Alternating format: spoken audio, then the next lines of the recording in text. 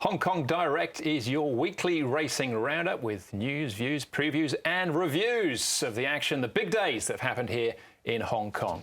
Coming up on the show today, we look back on National Day, the first group races of the new season, and Beauty Generation was back, bigger than ever, better than ever. We'll find out. Special studio guest for us today as well, Karis Teetan joins us in the studio. Of course, that was Mr. Stunning, winning the international meeting last year. Very warm welcome to the show. Very warm welcome as well, Karis. A month into the new season, and it couldn't be going any better, could it really?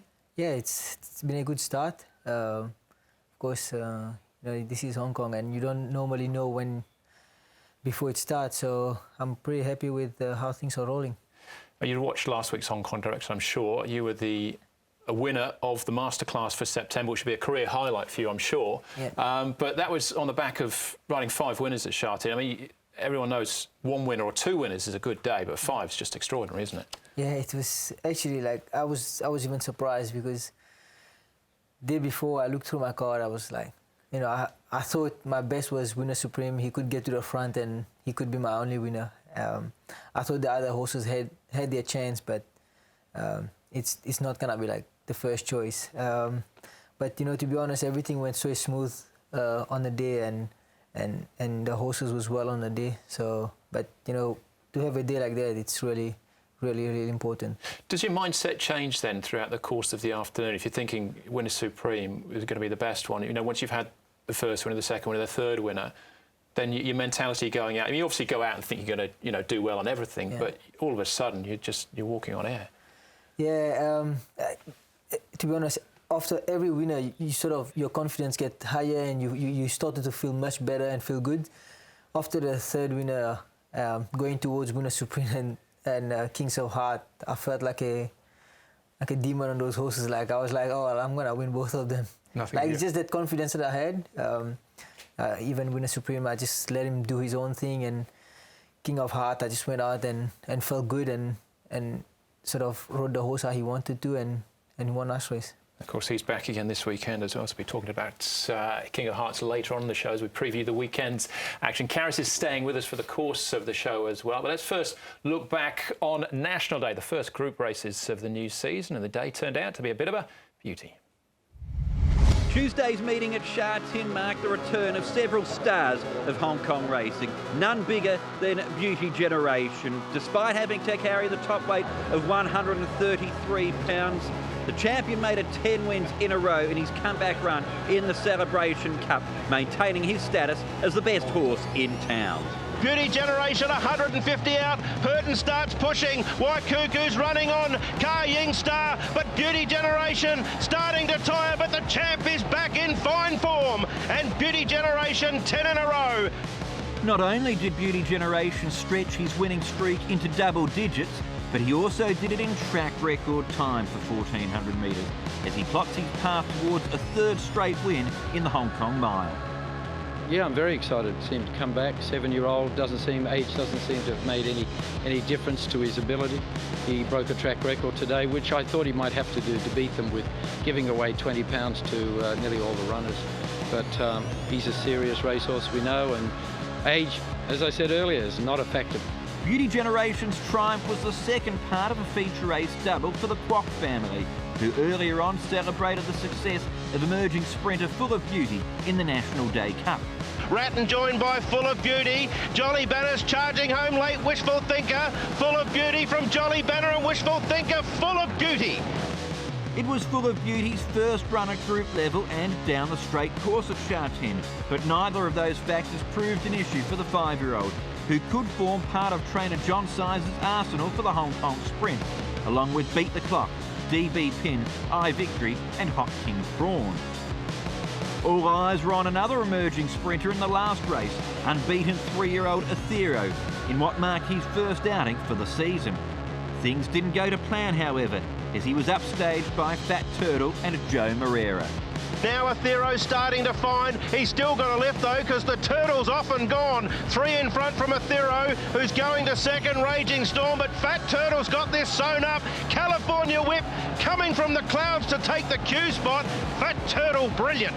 Fat Turtle's performance capped off a 4-timer on the day for Moreira, solidifying his position at the top of the Jockeys' Championship tables. The path to Hong Kong's flagship race day, the Longines Hong Kong International Races, will gain further momentum on the 20th of October with the running of the Premier Bowl and the Oriental Watch Sha Tin Trophy, before the intensity rises again in the month of November.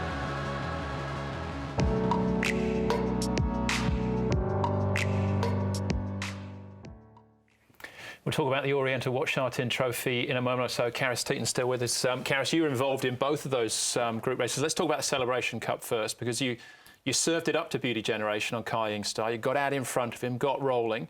How do you think the race panned out for you in the end? Yeah, I think, you know, with the lightweight I was carrying and the big weight Beauty Generation was carrying, I thought the only way I could have a chance for my host to have a go at him is to roll forward and even lead if he let me lead. And I was drawn on the outside, so of course I took on the lead. And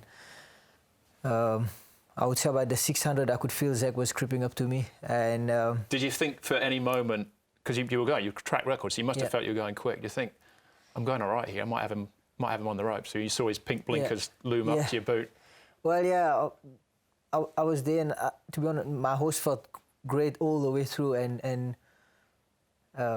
turning into the home straight, and I just felt that beast come right next to me. And you know, you can watch it on TV, but when you are right next to him and you experience it, I even go to the pull-up. I say, Zach, this is unbelievable, because you could feel that whole power, like just smooth going past me.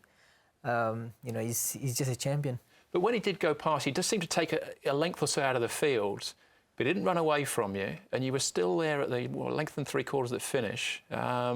Is there anything? I know the weight's going to be different next time you meet, but you know, and going to the international meeting as well. But is there anything you can see? You think I could do this differently? I could do that differently? It's hard, you know, because to be honest, the way the race plan and the way different, the way he won, even that he did not won by a few lengths. Like John's been saying, the host is still a bit in a fatty condition.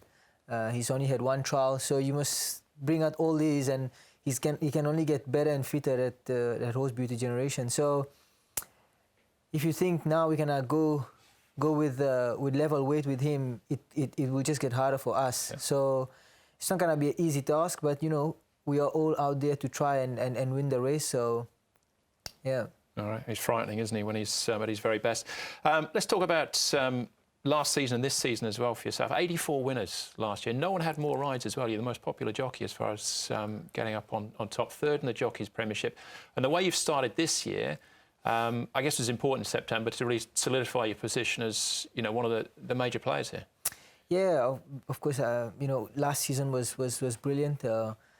I had good support from some good stable, especially Tony. You know, it was the first season that I've ride for him a full season, and we've got along very well.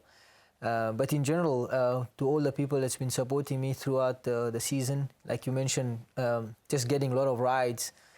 Also, I ride light, so I can ride 113 with no problem. So, you know, I do pick up a lot of light rides, but I have no problem with it. I love to be out there, and that's the only way to get better and improve. So Tony Cruz, important yard too. Tony Millard has been as well. He winners for him this season already. John Size, you rode for him in the sprint. Now, with Joe being a freelance rider, it's a good door to have your foot in there with John Size as well, isn't it? Danny Shum's another stable that you have a lot of success for. Yeah, 100%. Of course, last season lots of jockeys could not ride for John Size because Joe was stable jockey. But I think this season, I just hope I could pick up a few rides for him. He's always support me. Tony Millard, Danny Shum, all the trainers been supporting me last season. Just hope that my support just keep getting. Shouldn't forget Frankie Law either, because he gave you your first group one. It must be an interesting balance, because the big rides and the big races don't come unless you're being successful in riding winners. So you need the winners to get the good rides. But I was lucky enough to be pretty close to you when you came back in on Mr. Stunning, and that must have been an incredible feeling. Yes, it was. You know, I must say thanks to Frankie and his owners. You know, that last season, just from day one, when I was told that I was riding the horse, beginning of last season, I knew like my main target was going for the international in December, and sort of I've looked after him and done everything right, and just to win that international sprint, it was just, I could never ever forget that day. It was just so good, and the feeling, you don't get that with every winner you ride. It's totally different. So it was something a plan that came together, and I was very happy with that. There's a lot of shuffling that goes on just on a general basis in terms of getting rides, keeping rides, and the big races coming up. So I know you're probably looking down the track and you might have your eye on a few horses, but the next big weekend for us is Oriental Watch Sha Tin Trophy Day. Do you already know which direction you're heading in there? Have you got rides booked for the two big ones then? So I'll ride in the mile. I'll ride, of course, Karis Teetan again, and then I will ride. Can he improve again off that? I'm not saying about beating Junior Association, but do you think there's a bit more to come from him on that run? I think so. Yes, he had 2 trials before the first run, and I feel like he's still a young horse. He's still got a bit to improve. So I do expect him to improve from the first run. And going back to the sprint, I'm just riding a California Whip. He had a good finish last race he ran, so he'll go into the race with low weight. So yeah. If you'd been happy if you said I'll beat Athera home, you'd have been happy with that, wouldn't you? Oh yeah, 100%. Yeah. He's obviously back to the drawing boards. He could come back as well. All right, well, there's plenty to look forward to then. But Karis will stay with us after the break. So we're looking ahead to the programme at Sha Tin. Karis with 10 rides on the weekend as well, including King of Hearts. Can he go back-to-back now he's found that winning groove? It's a good race, though, the last race. He's the one for us. He returns Joe Moreira for John Size, along with Fast Most Furious and Gold Chest. He was a last start winner as well. We'll look at all those, plus Enable. Can she do it on Sunday? A third Arc de Triomphe. It's hers, maybe, for the winning. We'll look at that in part 2. Welcome back to Hong Kong Direct as we move into the preview section of the show, looking ahead to Sunday's card. 10 races, 7 on the turf, 3 on the all-weather. We're looking at the final race on the programme. It's a Class 2 contest over the 1,400 metres, maybe with some horses with some group race aspirations. Headed by More Than Lucky. Blake Chin will be on board here, carries top weight, hasn't won for a year. Fast Most Furious, run up behind Gold Chest last night. He's the one for us, returns here for John Size and Joe Moreira. Gold Chest, the last start course and distance winner. Beauty Spirit, second, last out behind King Opie. Third behind Gold Chest, the start before King of Hearts, the last start winner, with our studio guest Karis Teetan in the saddle. Handsome Bobo likes to roll. He's got Barrier 10, Kazi Farazi and Uncle Steve, who's first up for the season as well, and moves up in Class 2. So we're going to have a look through some of the key runners here for the final race. And as by chance would have it, Karis, you've been associated with a few of these horses. First of which, though, we'll look at King of Hearts, who was a last start winner. His form out of the UK looked very strong. He was group placed over there. It just seems like it's taken a little while for him to acclimatise and find the right race. He's actually a very nice horse. I think last season he was mentally and physically he was not ready. I feel a different horse this season, especially going the 1,400, that suited him better. You could see here he just had a long stand run all the way through a line, and I'm pretty happy with him. Even nice stepping in class with the lighter weight than last time. I think he'll go very well again. He was a 5-time winner in the UK, including runner-up at Royal Ascot in the Jersey Stakes over the 1,400 metres. So, although up in class, you say with a lighter weight, he's still going to be competitive. That horse there, Great Treasure's come out and run well again since. Yeah, so like I said, definitely, I believe it was a very good win last time, and I feel a different horse this season. So I got no worry going to Class 2 against the stronger horses. All right, what about this horse, More Than Lucky? You've had a good association with him. We've got to go back, though. This race last year, in actual fact, for his last win, which was another good day for you, wasn't it, that day? Yeah, that was my first win on the day that day. Yeah, he had a good season that season, that horse. He went I know from Class 4 and all the way to Class 1. So I know he's done a lot already. I think he's at that mark now where things can be a little bit hard for him. He's also older horses now, so. But he's not going to be surprised if he gets his own way in a handier position and kick for home. Yeah, he ran behind Gold Chests, which we can see here last time out. Alfie Chan rode him on this occasion, so he's got 10 pounds more on his back with Blake Shin jumping in the saddle here. But this is Gold Chests winning. The other horses to take note of in behind, we've got Fast Most Furious, who's just trying to extricate himself there wide on the outside. Beauty Spirits run a good race. Of the others, Wakazi Farazi drops a long way out, and that is more than lucky there with 10 pounds extra to carry this time. But Gold Chest, another horse, a bit like King of Hearts, who had good form coming out of the UK, but it's just been a case of, again, just a acclimatisation thing.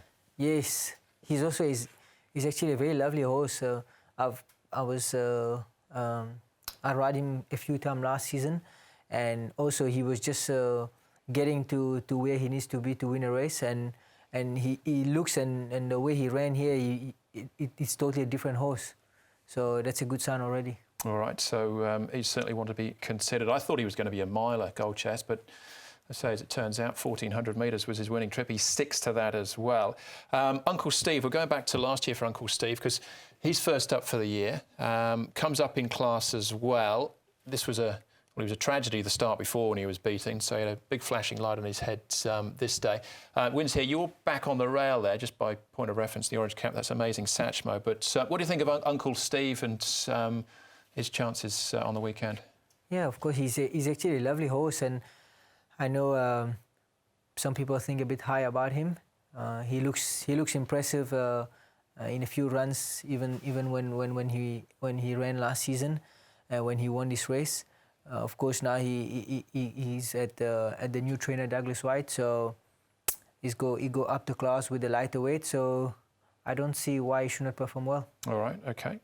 Final one to have a look at. Back at the trials here, he's the one for us, is the one we're concentrating on. Does have a good record fresh, but again, just by way of reference, you're actually sitting in second place here. This horse goes around Packing Warrior in race number 7 on the programme. How did you think you were travelling here, and sort of in reference to he's the one for us who goes in the last? I thought my horse trialled pretty well with me. He seems like to work all the way through a line, but I thought, of course, he's the one for us. Has always trialled good on a dirt, and he's a very smart horse, and this trial looked pretty smart for him. Yeah, he's drawn barrier 1 as well, which should help him. He's led in the past, so Joe's got options from there. There might be a little bit of competition for the lead. Has this good fresh up records, so he's certainly got to be one of the players on the weekend. But it sounds like King of Hearts, you'd be hopeful of a decent run from him again. Yeah, that's it. Like you just mentioned, now there could be a bit of speed in a race, and that could play in my favour. All right, that's race number 10. You've got ride in every single race on the weekend. We can have a look at them now. We kick off with the Class 5 Proud Sky. Blastoise, I thought, was interesting, up to the 1,800 metres. Packing Warrior we touched on. And Chicken Dance as well. You'd be excited to get back on him, I'm sure. Yes, he's actually a very nice horse. I had a few work on him last season. I trialled him this season, and unlucky I was not on him when he won. But he's a type of horse that I always thought he could only do improved, and I really look forward to riding him this season again. I just mentioned a couple of horses there that I picked out, but was there anything else that you need to tell us about as far as those horses are concerned? I think Proud Sky could go one better this time. I think last time he maybe just needed a run first up. Of course, Hidden Spirit, he's been trialling good in Chung Fa. He's an old horse. He was really impressive, wasn't he, back end of last season? That's it, yeah. Seems like the 1650 on the all weather, he enjoyed it, and the way he won last season was impressive. So if he can comes again like that, it should be good. So 5 more? Would be impressive, yeah. It'd be nice. As far as my tip is concerned, well, I'm going to go against you, Karis. In the last, I was really taken with that trialer. He's the one for us. He's got a good fresh-up record. He's drawn well, should get the sit behind the speed. And now we're into October. I could see John Size, the juggernaut, starting to get into full gear. But it's a really good race. As far as the next couple of weeks ahead are concerned, we're back at Sha Tin on Sunday. The JCI Hong Kong Senate Cup is our feature race there. That's on the all-weather, one of 3 of the dirt races. And that last race, race 10, it's a really good one, the last, the Class 2. Sunday, the Prix de l'Arc de Triomphe from Longchamp is back and enable Can she do it? 3 arcs would be incredible. And then we're back to Happy Valley on Wednesday nights, the JRA trophy there, 6:15 for the first. Be looking forward to getting back to Happy Valley as well. Do you have a preference in terms of turf? You had a good record on the all-weather last season at Sha Tin or Happy Valley. You just sort of take it as it comes. Yeah, I take it as it comes. You know, it depends. You know, where you get the good rides, but I enjoy riding in all the tracks here. All right. Great stuff. Well, again, thanks for coming in today, Karis. Good start to the season. Hopefully it continues as well. Thank you very much. All right, it's great to have your company as well. We're going to leave you this week with a look ahead to Sunday's arc and enable Can She Do It? A third arc would be a record-breaking achievement. The world will be watching. Here are some of the thoughts on a global superstar. The international horse racing scene has been littered with equine champions in recent years, from Triple Crown winners American Pharaoh and Justify in the States, Beauty Generation in Hong Kong, and of course 4-time Cox Plate winner Winx from Australia. Enable has joined this illustrious list, but arguably what sets her apart from these greats is what she has achieved on foreign soil. She has become a truly global superstar. Frankie Dettori is going to make history on this wonder filly Enable. She's won it by 2 or 3 and easily. They're off in the Breeders' Cup turf. It's Enable on the outside. Enable and Frankie Dettori. The arc winner is the Breeders' Cup turf winner too. This is the last furlong. Enable is in front. Need they come towards the line? Enable, she's done it just. On Sunday, Enable bids to achieve something that has never been done before, a third win in the Prix de l'Arc de Triomphe, Europe's most prestigious flat race. Her preparation for this throughout the year has attracted a huge following, not just in the UK, but right across the globe. She's the most incredible athlete, equine athlete, and you know, to compare to, she's only ever been beaten once in her career, and just goes to show how good she's been. She's an amazing horse, one of probably the graceful of all time. Yes, probably in the past we have many horses then they haven't done that, but she's going for the third arc, so which will be amazing.